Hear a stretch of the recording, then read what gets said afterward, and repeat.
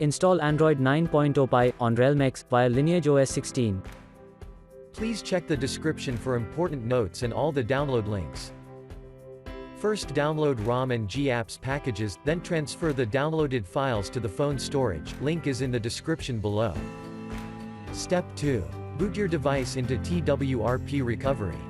Once in TWRP, click on Wipe, Advanced Wipe, and select the check boxes, as shown in the image, excluding internal storage. Step 4. Swipe the button to wipe the device.